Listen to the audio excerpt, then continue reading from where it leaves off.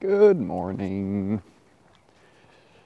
So tired, many tires.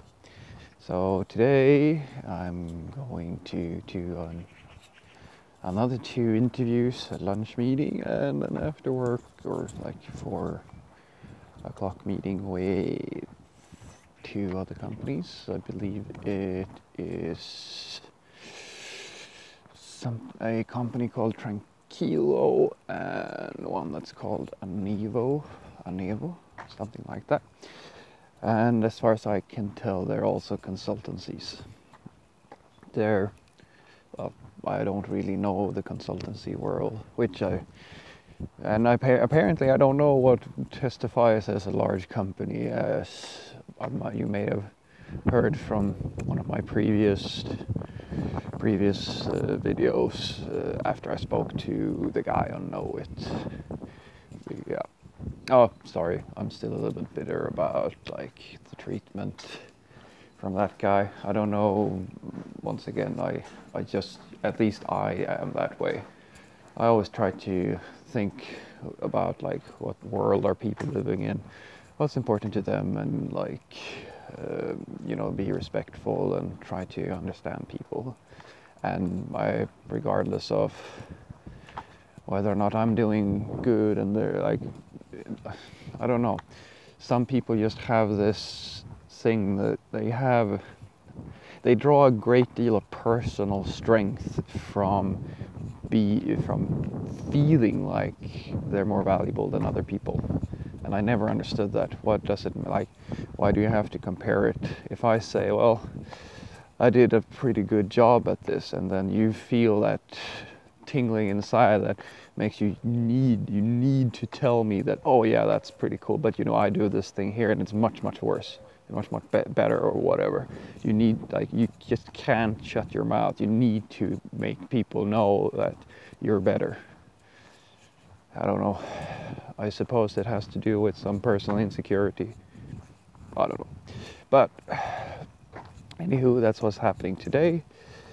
And I've been thinking more and more about maybe I've been very I'm not saying I've been maybe that is the word. Maybe actually avoiding it is the word. I've been avoiding looking into the new developments that's happening in Angular because I know that it's the wrong way to go. I know, I don't have to. I mean, that doesn't sound very objective to you, maybe to you guys, but as I said, it's just it's like you have this brand or whatever who are they started doing one thing, and then somebody else comes along and does something else, and everybody thinks that's the great thing, and then they realize it's like, to me, Angular versus React it's like a politician who starts out with trying to sell, or rather trying to go in one direction, and then he realizes that, oh shit, one of my opponents is doing something that's working out much better. So they throw away the entire infrastructure, the entire value system, and try to play that game just to get the popularity.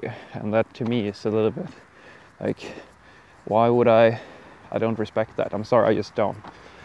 It's like doing the right thing, that's great, but doing something just because somebody else is doing it, so that you can keep your, I don't know, popularity in the marketplace, that, I don't know, it doesn't really sit right with me. But because of my discussion with a few of the companies around here, there is unfortunately a fucking large amount of people and clients, especially high profile clients, who uses Angular here in Gothenburg. And I'm wondering if it's almost an interesting thing I'm thinking about here, because after I spoke to the Know It guy, and he was talking about Telia or one of these really big companies, they standardize on Angular. And I mean, I can stand here and say that's a really bad choice. But I'm one of those people who think that, you know, okay, you have a really bad legacy code base. That's fine. That's actually an interesting problem, because if you start at a fresh project, you always have pretty much the same challenge. Like you have, there's no, this, you know, the sky's the limit. You can do whatever you want. But having a really bad legacy code base and figuring out how to make that into something nice, that's actually it's a completely different type of problem. You have to, it's actually more complex than just making something work.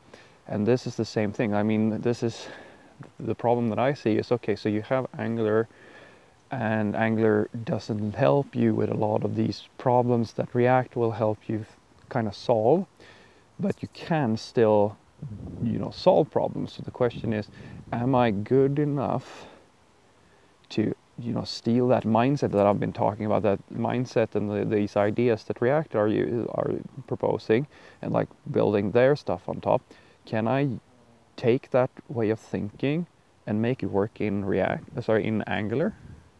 Because if I can, and then the decision if it's Angular or React is really just a matter of preference. Because if I'm good enough that I can create really good stuff with both, like with Angular, then yeah, sure, I'm not working with my favorite framework, but I bridge that by actually being really good at what I do. So that's kind of what I'm thinking here, that maybe I should have a little bit of a look, because it's still early for me to decide where I want to work for the next year at least.